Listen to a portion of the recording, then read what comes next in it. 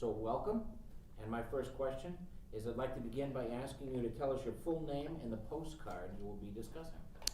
So I am the Reverend Will Mebane, rector at St. Barnabas Memorial Episcopal Church here in Falmouth, and I'll be talking about the postcard that has the structure, the building of St. Barnabas Church. And so St. Barnabas Church has a rich history in this community. The cornerstones were laid Right. many years ago. Yes, right. By people with a name that still resonates throughout our community. So tell us a little bit about that. So there is no St. Barnabas without the Beebe family, and so that name does resonate throughout the community to this day. The cornerstone was laid in 1890. It was a memorial to the Beebe family, the mother and father of the family, by their eldest surviving son, Edward Pearson Beebe. The origin of the parish is somewhat interesting in that the Beebes were not originally Episcopalians.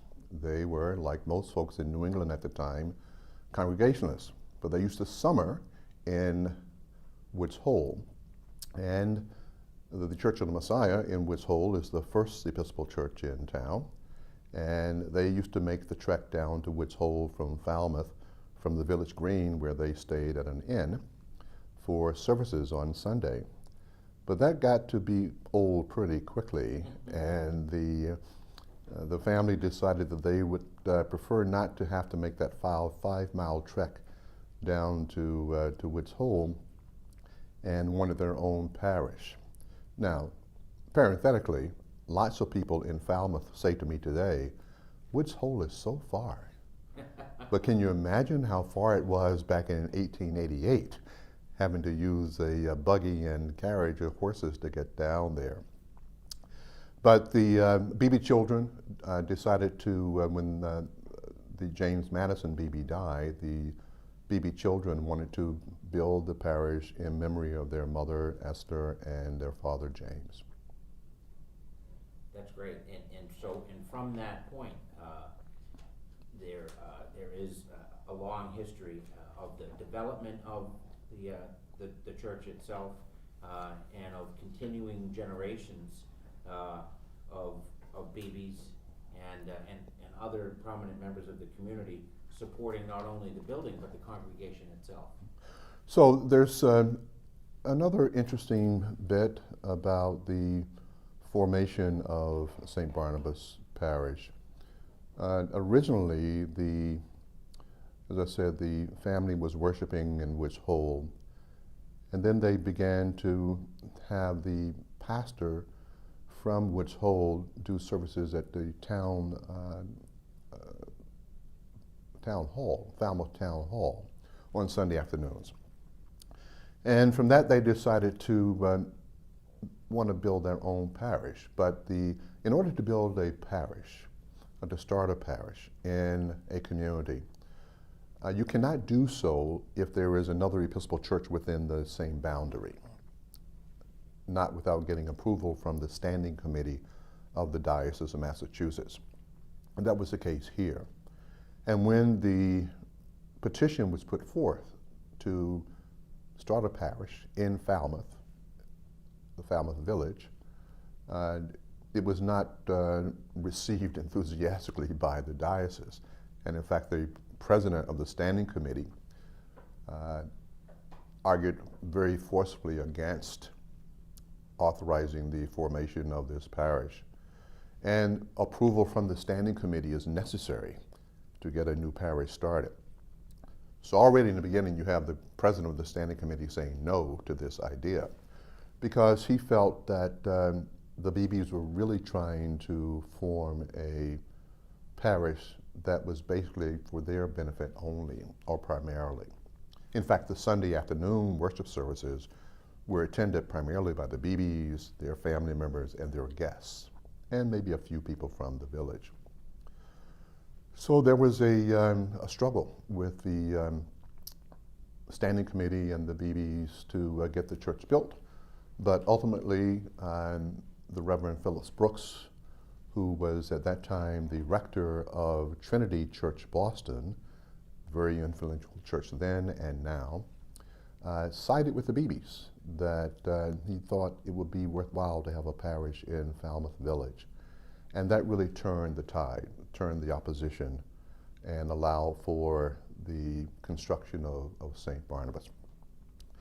The cornerstone was laid on the 11th of June in 1890 on St. Barnabas Day. Now there's doubt about why, or there are questions about why that particular day was chosen. What was significant about St. Barnabas? And the only thing that anyone has been able to discover to date is that there was probably or may have been a family member with the name Barnabas in the Beebe family. And that is one of the reasons they chose the name Barnabas for the parish. Very interesting. Wow. So, of course, somewhere contemporaneous with that, the Beebes also constructed and had then two beautiful summer estates up on the hill. Yes. That we now know today is Highfield Hall, and the other is no longer there. Right. That was Tanglewood, right? Tanglewood, Yeah. that's exactly Yeah. right. Yeah. So, and they had acreage that now is known as Beebe Woods. Right. And so the everlasting influence of that family is, as you said, very much still felt today. Yeah, very prominent even today. I think it was 95 acres, if I remember correctly. So since that time that the cornerstone was laid, both the building and the congregation that is gathered there has seen quite an evolution. Can you walk us through that a little bit? Sure, let me do that, but I want to first talk a little bit about the architecture, because that's what people are going to see on the postcard. So it was designed by Henry Vaughan, known as the mentor for the Gothic revival movement in America. He himself was an Englishman, and the Beebes found him and from their connections in England, and got him to come over and to design the building, made out of a red sandstone. And that style for St. Barnabas was the first in a series of 9 churches, 9 parishes that Vaughan designed. 3 of them in southern New England. There's one in Swansea and one in New Bedford, and then St. Barnabas, and the other 6 are outside of southern New England. Vaughan was well respected, but it's said that he was not interested in fame or influence. How well you did your work was more important to him. So the building has survived very well thanks to Vaughan's design. And we still today get hundreds, if not thousands, of people visiting St. Barnabas to admire the beauty of the structure. Historically, St. Barnabas has been a community parish. By that I mean a place that was open to the community, to organizations, nonprofits, and the like, to gather and to hash out their strategic agendas. And so we today do the same thing at St. Barnabas.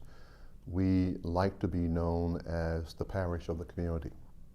So we are constantly opening our doors and welcoming nonprofit organizations and other entities to use our beautiful campus as a gathering for retreats and for organizational meetings and for community meetings of all types.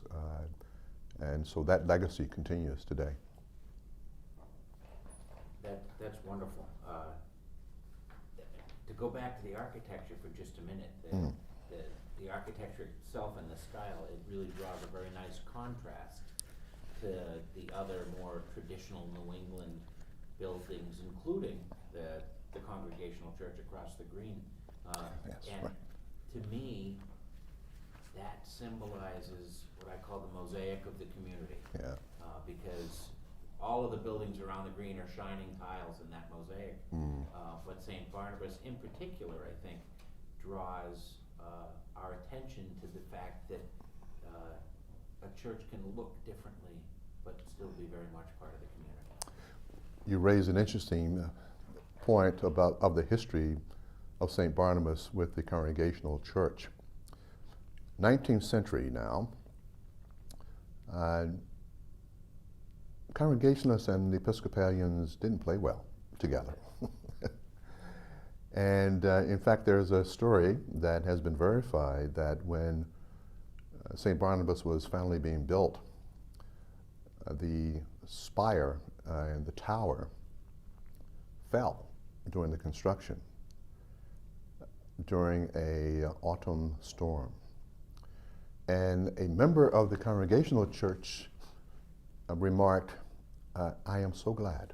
That is exactly what I've been praying for." And it took several years before the Congregationalists and the Episcopalians began to play well together. Fortunately, the pastor at First Congregational and I see one another a lot, and we're very involved in lots of the same projects and causes around town. But yeah, they didn't start out that way.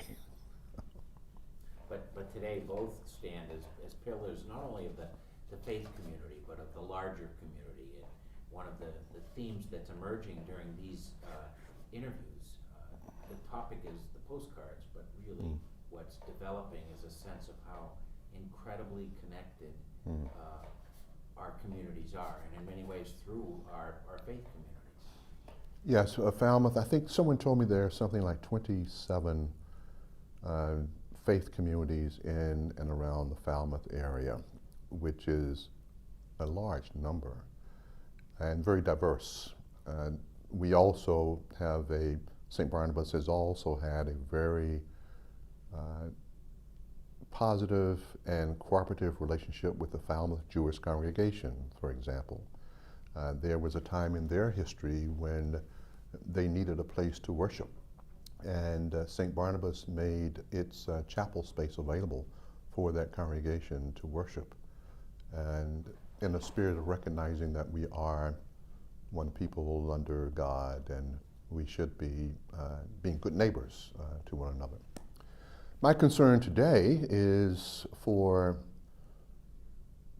obviously the future of St. Barnabas as well, and I have concern about the climate crisis in which we find ourselves today. It's been forecast that within the next 50 years, that what we now know as Surf Drive in Falmouth will be at the front steps of St. Barnabas. That's difficult for us to wrap our heads around, but that is what the scientists are projecting, and we have great scientists in this area. And so what does that mean for First Congregational Church on the green there and for St. Barnabas on the green there? So it's not something anyone probably ever thought they would have to worry about, but it is something now that is a concern of ours. If there is a silver lining in that cloud, it's that the communities in Falmouth have that history that you referenced of working together and helping each other out. So being the eternal optimist that I am, we see opportunities in the future for the faith communities to once again work together to ensure that there's always a place to gather. Since I've been here just over a year and a half now, and I'm grateful to my clergy colleagues from the other denominations and faith traditions, and the re-energizing of the Falmouth Clergy Association, of which I'm an active member myself, because we do need to have that collaborative relationship, because we never know when we might need one another for any number of reasons. Is there anything we didn't cover that you'd like to discuss? Just take a look here. Take your time. This will be edited. So Yep, take your time. yep.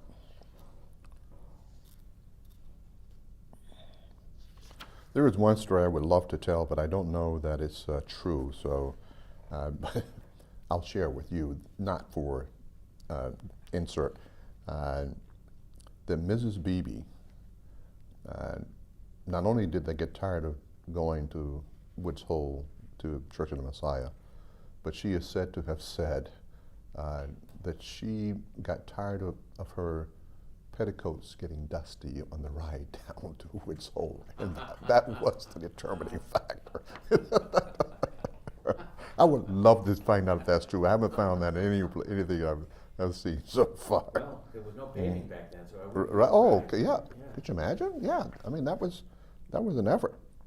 Let's see. We talked about that.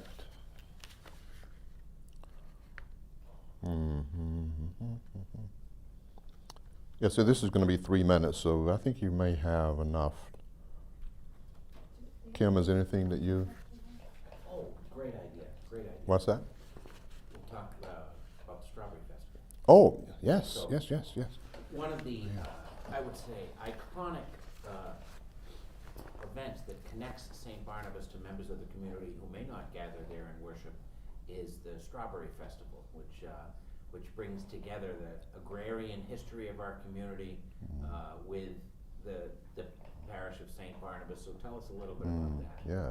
So the Strawberry Festival is indeed a seminal event each year in the life of St. Barnabas. People come from near and far for this. They look forward to it each year. We just celebrated our 90th Strawberry Festival. Let me check. I need to check that. That may not be right because we have so many things. It was the 90th. It was the 90th of the Christmas fair, not the Strawberry Festival. Strawberry Festival has actually been going on longer than that. I can't remember the exact. It's 100 and some years. But the Strawberry Festival at St. Barnabas brings the community together. And what I'm most proud of today is that a significant portion of the funds raised from the Strawberry Festival go back into the community. A conscious, intentional decision has been made by the parish that if the community is going to support an event like the Strawberry Festival, the proceeds from that should go back out in the community to support the needs of the community. So it has had a very long history. There have been times when there's been concern about whether they could pull it off, but somehow miraculously it continues. And some individuals have been doing that organizing for decades. That's great. And the are the strawberries locally sourced? I mean, do they come from? There was a time when they all came from farms in the area, and people would go out, members of the congregation would go out and do the picking. I think we've had to upgrade to more contemporary means for gathering the strawberries now. Because of course, I'm guessing more than 100 years ago when the Strawberry Festival started, a good portion of the land in East Falmouth, particularly Davisville, where I grew up, were strawberry farms. Yes. And Tony Andrews is probably the only working strawberry farm left. And that is where most, if not all, of the strawberries for the Strawberry Festival are sourced. Yeah, That's wonderful. that's right. Yeah. Great. Well, thank you very much for spending this time with us and sharing the rich history of St. Barnabas. Troy, always a pleasure to be with you, and so grateful to the Falmouth Public Library for this series, and I look forward to learning more about Falmouth's rich and great history.